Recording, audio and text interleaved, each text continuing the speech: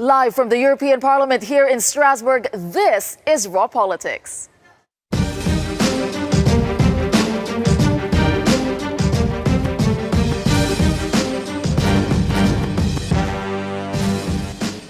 Thank you for joining us tonight, and this is what we have for you on the menu. Political pacts, friends, enemies, and courtships as a new session kicks into high gear here at the European Parliament. United Europe, what to expect from the State of the Union speech.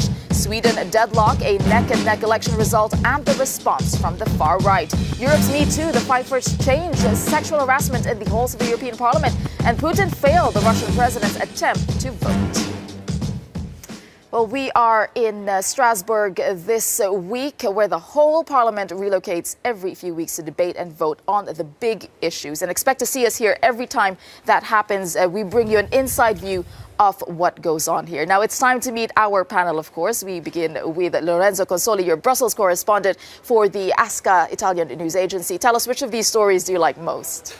Well, there is in this moment there is Steve Bannon in Italy with his idea of creating an international populist movement, and that's quite interesting. And then there is also, of course, the speech, Juncker's speech on the State of the Union. A lot of people watching that as well. And of course, we also have Madame Angélique Delahaye. You are an MEP from the European People's Party, a French MEP, that is. Which of these stories do you like? Oh, well, Mr. Juncker's speech, I think it will be an important moment for this session.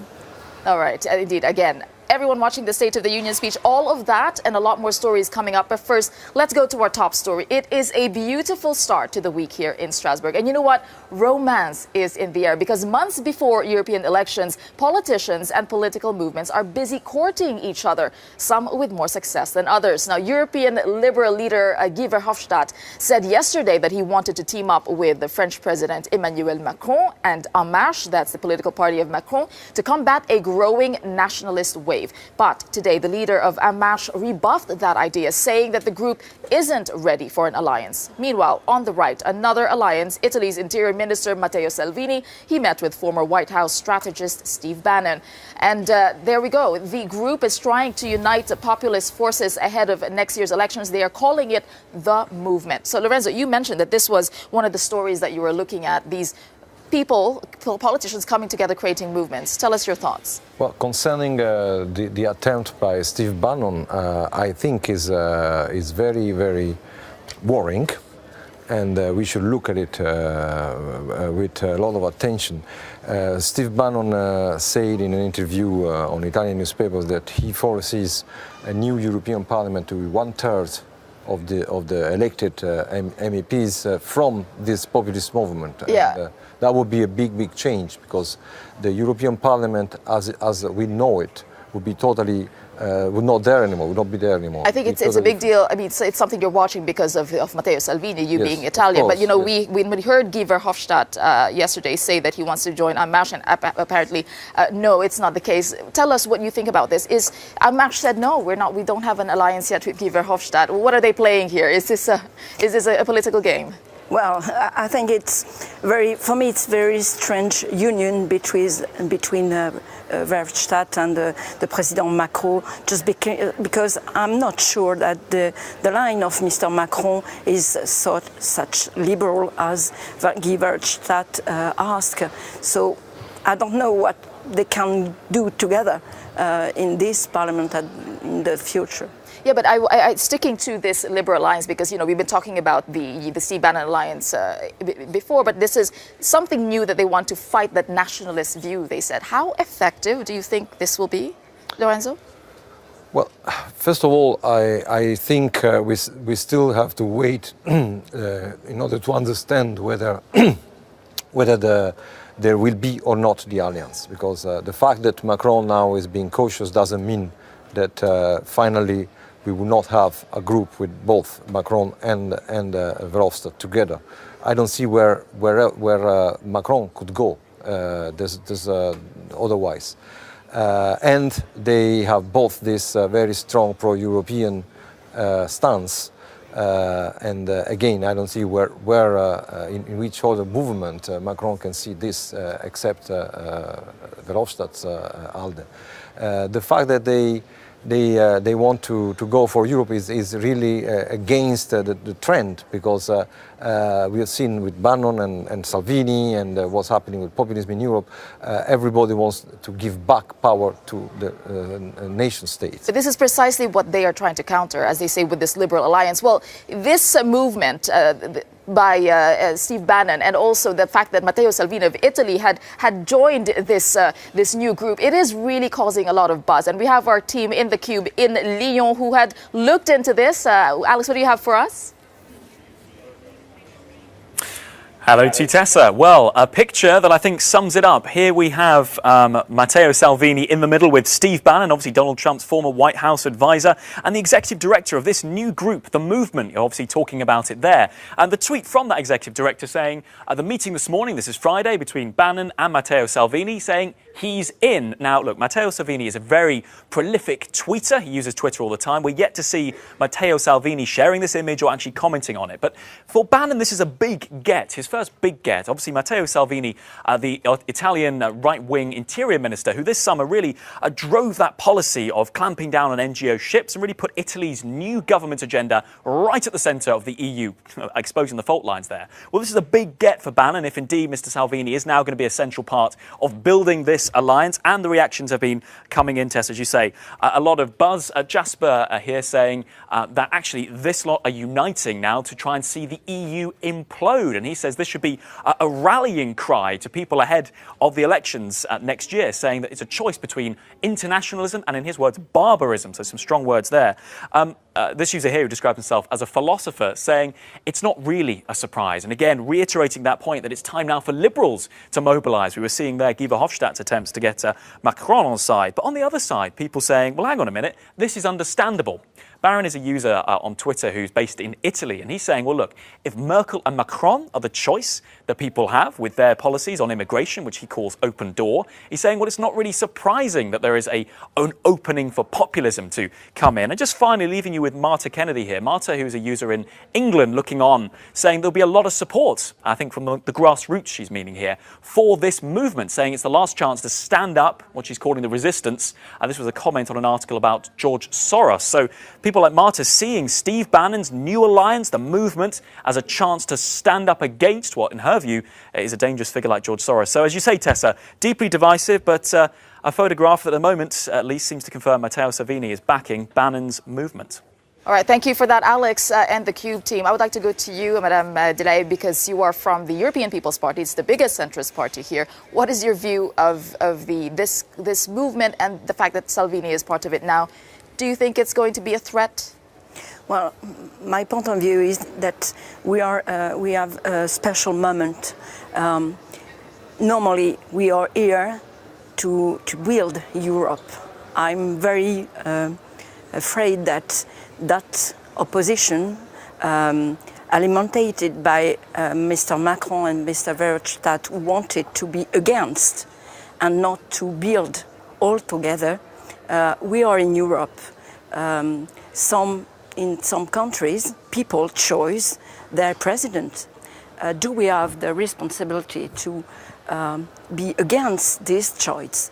I think we are Democrats, and we have to respect what people deciding in each country. We have to build together, not to opposite. So very quickly, you're working together, meaning you would work with someone like Salvini or even Steve Bannon and the movement itself. We have to speak all together. And we have to find the point who can be convergent and not to oppose people who make some choice in their own countries. Exactly why we have forums like this and debates. All right, now it is a big week here in Strasbourg, and let's take a look at what is coming up for you. Now, tomorrow, Hungarian Prime Minister Viktor Orban will participate in a debate ahead of a critical vote. The following day, MEPs will vote on whether to initiate the so-called Article 7 procedure. Now, at issue, whether Hungary is breaching the EU's founding values. And that's not all on Wednesday, because Parliament will also vote on a divisive proposed law over copyright rules. Now, this is really going to be some of the biggest topics, of course. Jean-Claude Juncker's State of the Union speech is also being closely watched. Now let's go to our political editor, Darren McCaffrey. Darren, you're watching some of the biggest stories at the European Parliament. Yeah, indeed, as you say, the pinnacle will come on Wednesday when Jean-Claude Juncker makes that speech, his final one as Commission President. He's talking, of course, about what he would like to see, a more united Europe, but it is against the backdrop of increasing division and the rise of the right in many countries. And say that, we did hear from the European Union's Commission spokesperson earlier on today as he was looking forward to that speech on Wednesday. Though you will understand that I'm not able now to refer specifically to specific proposals, what I can say is that these packages will have a very strong reference on the Europe that protects narrative. Now, let's get the views of two MEPs looking ahead to the speech on Wednesday. Lynn Boland from Sinn Féin, an Irish MEP, and Sajid Karim from the Conservative Party in Britain. What do you want to hear from Jean-Claude Juncker on Wednesday? Well, what I want to hear is highly unlikely is what he's going to say, which is that they'd accept that they've made a mess of things since he took over in 2014 and that they are now going to change direction and start listening to what citizens actually want across the various member states. I think that's highly unlikely. I think what he will announce is a number of measures that will only further the crisis that we have in Europe, which is a growing disconnect between the people on the ground and the institutions that are supposed to represent them. Now, we're getting lots of suggestions about the possibility that there's going to be this European border force to deal with the issue of migration. How does that sound to you? Well, it's actually a very complex issue, which is trying to be presented in a very simple way. And I think part of that is down to the messaging that people want to hear. They want simplistic solutions provided to them. But at the same time, what you have to remember is that if this does go ahead, as soon as you've got these European officers on the ground wearing European uniforms with the European badges, automatically, immediately, there will be a reaction that this is once again an encroachment on sovereignty. Because symbolism does actually matter. It does matter, but he's going to have to address this issue, isn't he, clearly, of migration. This is something, at least, that could be tangible. What we need is political leadership on the issue of migration. I mean, the numbers that are actually trying to come into the EU are falling consistently year on year. The EU attitude to it is to try and put up Fortress Europe and keep them out and send them back to countries that are unstable. We need political leadership of people to stand up and to stop with the project fear that swarms of refugees are trying to come to the EU, because it's not true. The real reality for people on the ground about the fear of migration is because their own life is not good, because they're struggling for jobs, they're struggling for houses, and they're competing for resources. So address those structural issues, stop destabilising the Middle East, and you'll solve the problem of migration. Right, just very, very finally, are you as pessimistic or as damning of Jean-Claude Juncker's presidency? Well, I've not ever been a great fan of his, and we certainly didn't support his candidature at the time. What we want to see is some new, fresh ideas coming forward, and they're not going to come, not just from Juncker, but from the same old tired faces. We actually need new engagement. One of the big disappointing things is that it's highly likely that the largest political group in the European Parliament is going to put forward another old tired face to represent them. And he's just another boy from the club doing what we've done before. It simply is not what Europeans want. There you go. Thank you very much indeed. No old and tired faces here on Raw Politics. Thanks very much indeed, guys. That speech is on Wednesday. We'll have full coverage here, of course, on Euronews, and indeed on Wednesday night on Raw Politics, Tess. All right, thank you for that, Darren. I'd like to go back to you, Angelique, because you are from the same party. Are you happy with Jean-Claude Juncker's rule, if you could say?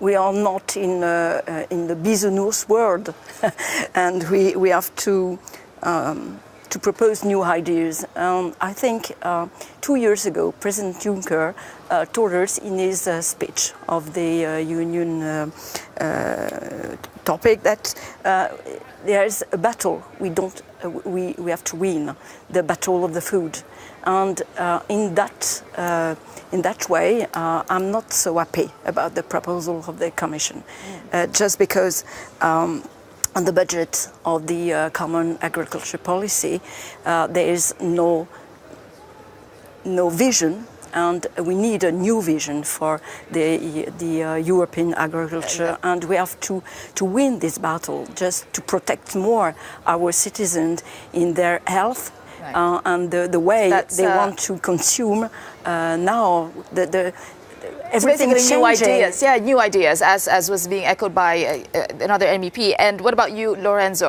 What kind of legacy do you think Jean-Claude Juncker is going to be leaving?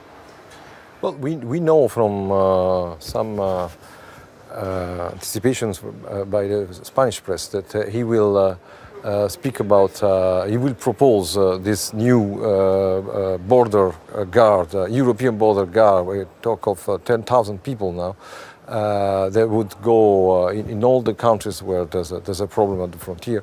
I think I'm sure this will be there. This proposal. I don't know if this is enough to solve the problems that Europe has, because the problems that Europe has are not only migration, and migration is a problem on which the populists are focused. Europe has many other problems. We need really a new vision for Europe. And I think that Juncker will have his last speech. He came here saying that this was the last chance commission. Exactly. He will have to say if he did well or not about the last chance commission. Keywords from this whole discussion is new vision. It's what people are looking for. Now, we are talking a lot about politics here, but Strasbourg Week is also known as the traveling circus. Now, this is a favorite target of Eurosceptics. And when you consider just what it takes to pick up and move here from Brussels, it's not difficult to see why. Once a month, sometimes twice, the train from Brussels pulls in the station, and with it 751 MEPs and their 3,500 support staff and 2,500 trunks containing tens of thousands of documents. The cost, 180 million euros a year, 19,000 tons of CO2 emissions, and don't forget the 317 days a year when all these buildings stand empty, wasting energy. Well, here we are at the European Parliament, and we have a lot more coming up for you on Raw Politics. The Me Too movement and the European Parliament, we meet some of the women calling for change. And we also have Sweden in limbo with no clear winner. We talk about what is next after last night's election. That's after a break.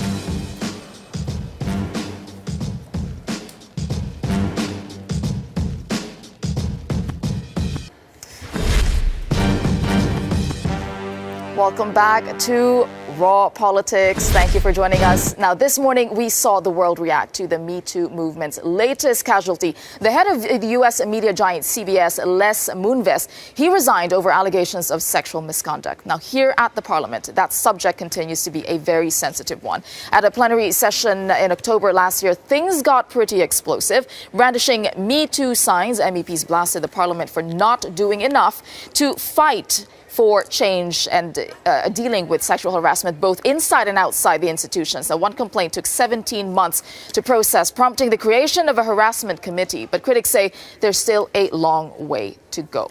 Now, the issue is back on the agenda tonight here in Strasbourg, and I'm joined by two people who know this very well. Linnea Engström, a Swedish Green MEP. You are sitting also on the Committee on Women's Rights and Gender Equality. And you have Jeanne Ponte. You were the first one, you're a parliamentary assistant, and you're the first one to put your name on, allegations of sexual harassment. Now, this is really a very sensitive topic, especially here at the European Parliament. So I'll start with you, Jeanne. Yeah. What gave you, was it hard to put your name to say, I've been sexually harassed here?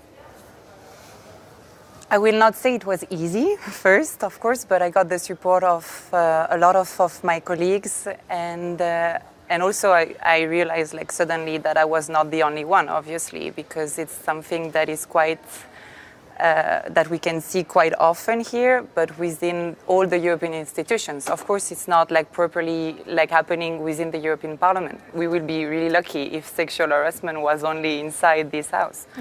But I've started getting a lot of testimonies from my colleagues, and the two, I think my aim was first to not get used to sexual harassment, because I think like often some of the victims of sexual harassment, either men or either women, they can be resignated and say, okay, maybe it's happening every day and it happens to me like it happens to my colleagues. So politicians are like that. So the first when it gets normalized, you mean? Absolutely. All right, Linnea, I will ask you that. Is it normalized here as an MEP? Do you see this all the time among fellow MEPs, or what is the feeling, and is there political will? Yes, I think it's normalized. I don't see it regularly, but I was a bit shocked coming here as a new MEP. I'm now 4 years, but I think in the beginning, because my experience was like the first 6 months when you're new, you don't know anyone, you're trying to find your role, and then I was sort of struck by how sort of common it was. And it's of course about the hierarchy here, about power relations between men and women and between older and younger assistants, MEPs, and I would say that there is a very, very low political will to tackle these things. Why is there no will? We saw a worldwide movement. Because this is a male-dominated arena, and most of the people here are older men. They've had a long political career. They just see them as being nice to you. Yeah. You know, don't be intimidated. I was just hugging you because you're so nice, and they don't understand that this is like a violation of your private space. Yeah. So we did speak to another MEP, Tesa Reintke, and she. This is what she told us earlier. Well, last year when we adopted the resolution, it was very clearly stated that we wanted mandatory trainings also for members of this parliament, because we believe it's important, to see what can be harassing behavior for MEPs and how they should deal with it, because they are very often the people who are in power and who should know about the situation. And unfortunately, in the action plan that we have seen now, this training is not mandatory for members of the parliament, but only for staff. And I think this creates an additional problem, because then it kind of looks like as if the blame is to be put on the staff and that they need to be trained and not the members who are actually the ones who are in power. So I believe that this is something that still needs to be discussed, and I hope that we can change it and have mandatory training for MEPs as well. So why is So Tesa Reintke, she was one of the MEPs holding those signs, the sign "Me Too" at the plenary session, and she's campaigning for change within Parliament as you are. This shining a spotlight on the fact that you have to teach assistants and staff how to behave and not MEPs. That's Your thoughts? terrible. That's really, really, really terrible, because it's also putting the responsibility of sexual harassment on the shoulders of the parliamentary assistant, for example. And it's also suspicious, because why training staff and not the members of the European Parliament?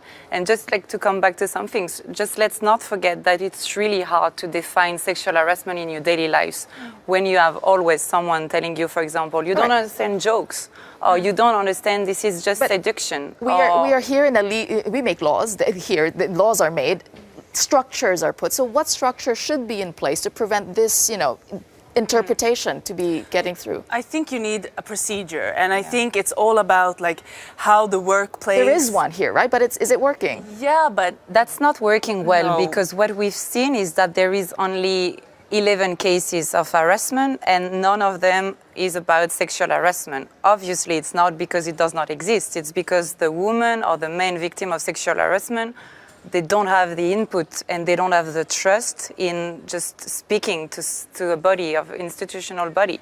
So this is why, like, the first thing we ask both is the mandatory training for everyone, but also the recomposition of the committee dealing with harassment, because this is not possible to have in this committee member of the European Parliament.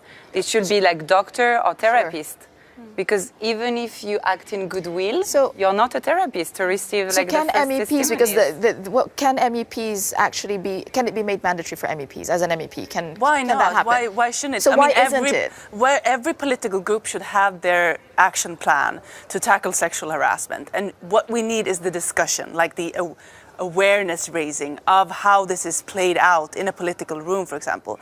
I mean, maybe I experienced sexual harassment, but also sexism, so that you are, in a situation, a vulnerable situation, where people are just attributing some special features for you, just because you're young, just because you're a woman, and that's also kind of, you know, affecting your possibility to act politically. Since this, as you both said, that this is a male-dominated place, I mean, don't the men have responsibilities too? I mean, the other hashtag in the plenary session in October was our responsibility, I believe. So how's that? Where's the position of male members of parliament here? I think it's very weak. I mean, I'm Swedish, and I think it's starting to bubble, like this kind of male consciousness about after the Me Too movement. I've seen many men like organizing themselves to address these issues because, of course, it's about masculinity. But I think we're very, very far behind in this house. It's a kind of a, you know, role that you play when you're a politician, to be this kind of man or whatever. In 2013, the ombudsman lashed out against the European Parliament over a specific case that took a very long time to have action. So should cases be taken outside of the European Parliament for anything to change? Also, just let's not forget that the fact, like, what exists within the European Parliament. An example. It's a microcosm, obviously. If you're a victim and if you want to formally complain, you go to the police directly, and that is like the criminal law, of course. But I think the priority is just to have like the right person at the right moment, and also getting the information. What is your right as the worker of the European Parliament? So this is why, like, we coordinated a group of workers of the European Parliament, like, making the access to the information about your rights and the existing bodies if you want to formally complain, because that's the first difficulty. Most of the person here, they don't know that this committee anti-harassment exists, for example. And just to broaden very quickly before we end this conversation, is that 55%, I think, in the EU, 55% of women in the EU that complained about being harassed at the age of 15, since the age of 15, and that is a very, very big number. Absolutely. It's very common, and I think that was the big thing with Me Too movement, right? That we could share all of these horrible experiences and come together and be empowered by that. And I think that was really played out in this house as well. I gave the first testimony, for example, with my name, and just after I received like 100 of messages of colleagues working here. They also had experienced sexual harassment, and they never speak out. Why? Because the existing bodies are not the right one. Are they afraid to lose their jobs as well? Absolutely. There is like it's a double penalties. You are a victim of sexual harassment, and you're also scared of losing your job. So it's not something that like make you also talk about what you experience in your daily life at the European Parliament. There is something we also need to tackle, is the precarity of some of the contracts here. Exactly. Because you have a link of trust. For example, me as a parliamentary assistant, for example, I can be like fired like with no notification. Of course, it's difficult after if you are scared to lose your job to This is a long discussion. All right, thank you very much for joining us. We have Jeanne Pont. You were the first one to put your name to a complaint on sexual harassment, and I think it's a step. You know, it's a step forward. And Linnea Engström, a Green MEP, and you are sitting on a committee for women's rights and equality. Thank you for joining us. All right, after the short break, we're talking about Sweden, a day after the election that left the country deadlocked. Stick around. That's coming up.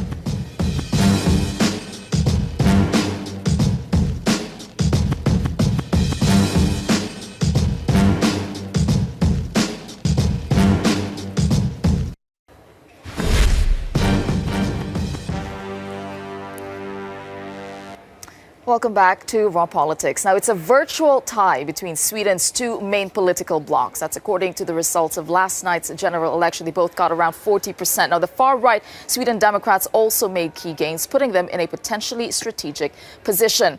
Now, we have a lot to talk to about that.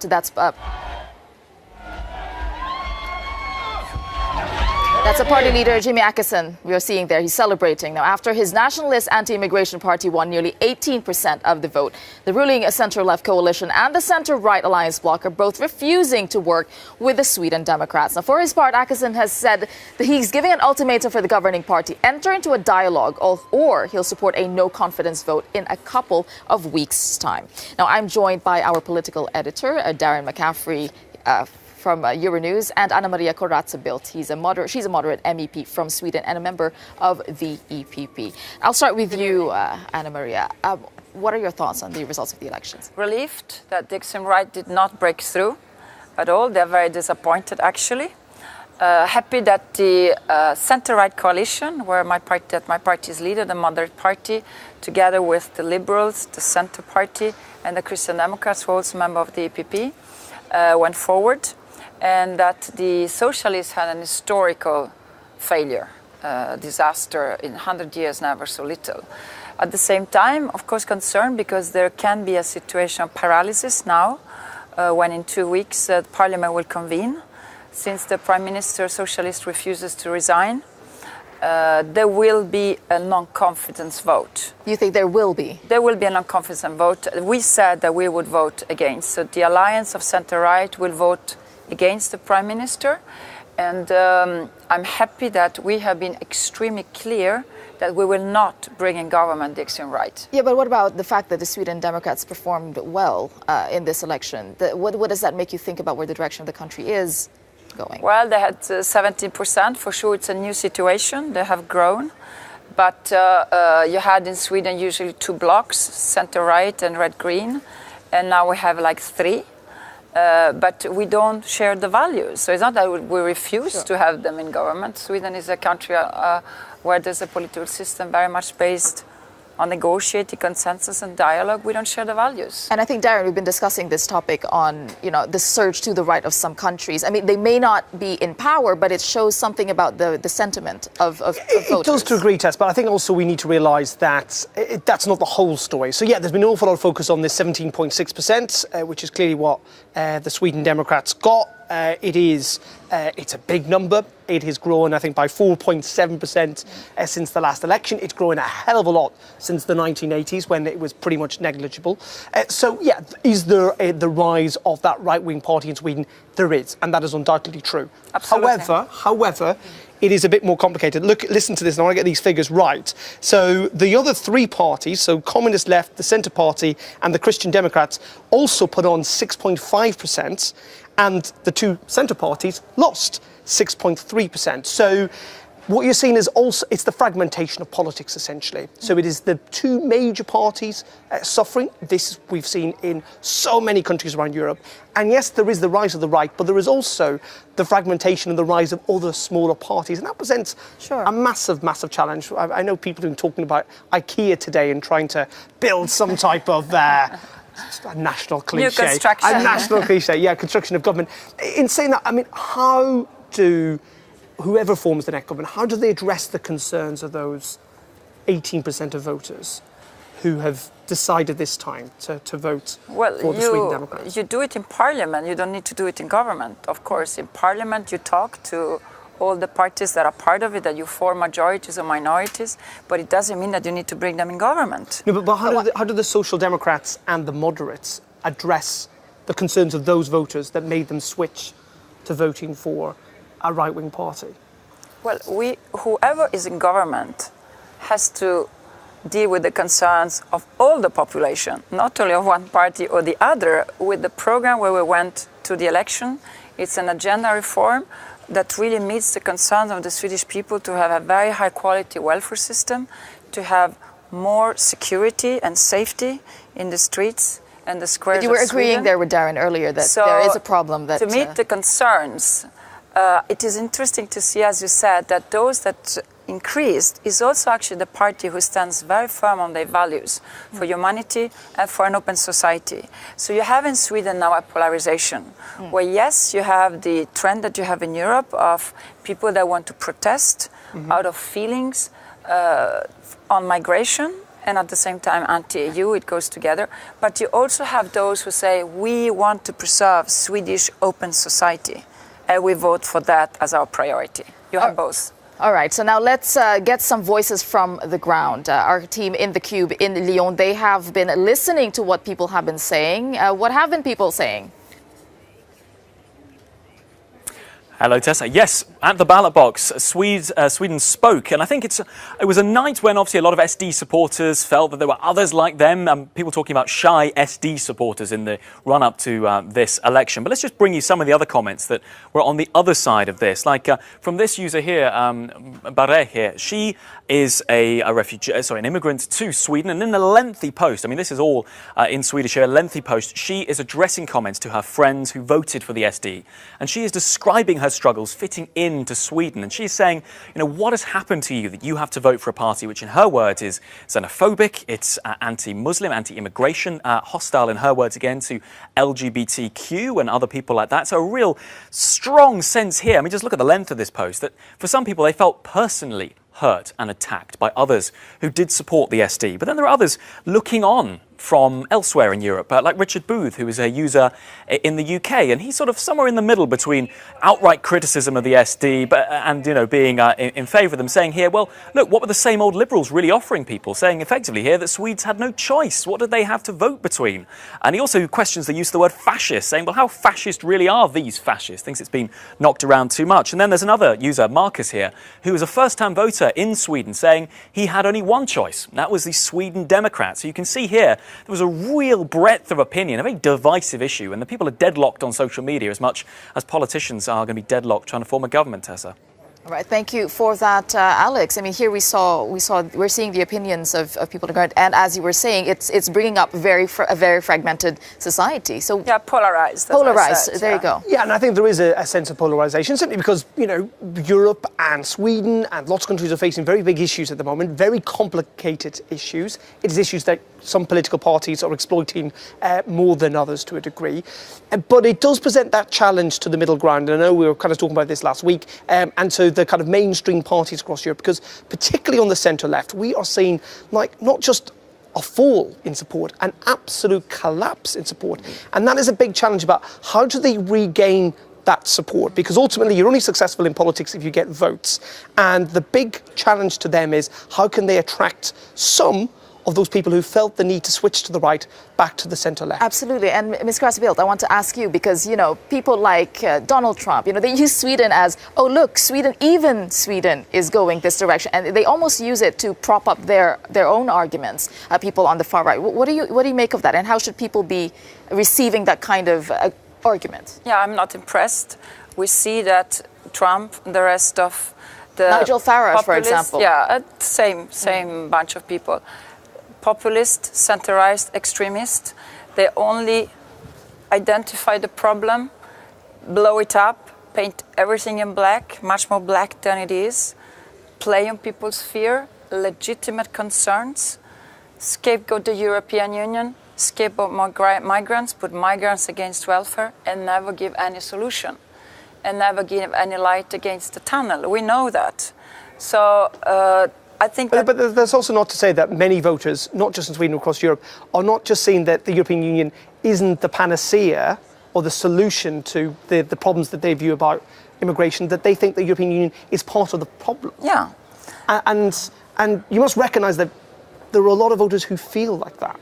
They feel like that. They're not being represented by the mainstream parties. They feel like that because we have a mission. The centre-right, it's very important to continue to say, like the extreme left, like the ex-communists, they have in the program that Sweden should leave the European Union. And then we have to bring back the debate on facts. A country like Sweden who lives of exports, who is under the threat of an aggressive Putin, friend of the extreme right, by the way, who has to solve the issue of migration, and who is it that sabotages, blocks, makes it impossible to have a functioning European common migration policy?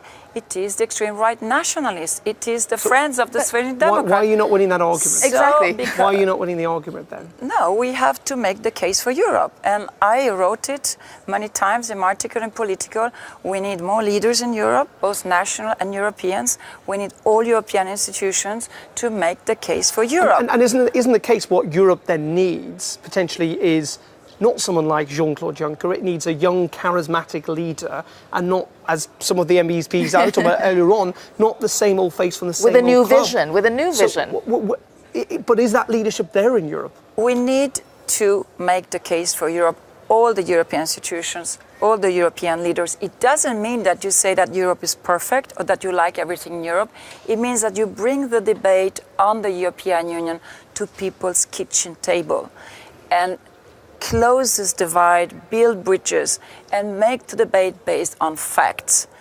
It doesn't mean that everything is perfect, but at least you confront the lies, the blatant lies that we have seen throughout the Brexit campaign, and still you confront all this misunderstanding and misleading fake news. All right, we'll have to leave it there for now. Unfortunately, we always don't have enough time. So from one election... Well, yeah, precisely. Maybe we'll it's the message or not necessarily the message, but we'll see. We'll see. So from one election, let's go to another election. It's time for our raw moment of the day, courtesy of an election in Russia this weekend. Let's look.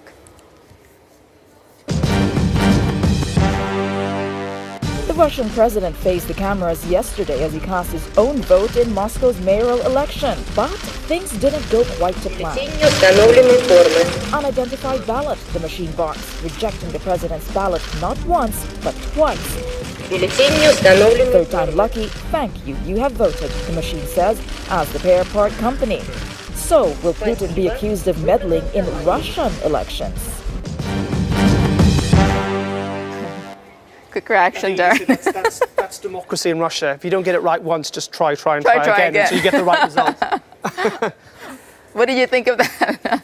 Well, I think that as long as Putin is there, and what happened with Navalny, what happened with the opposition, is not a functioning democracy. All right, well, we have that moment to watch again, and we would like to hear your views, of course, here on Raw Politics. You can always reach us. We want to know what you're talking about. I am on Twitter at Tesa Arcilla, and you can follow us also at Euronews. Use the hashtag Raw Politics. That's it for tonight. We'll see you tomorrow evening, same time, same place.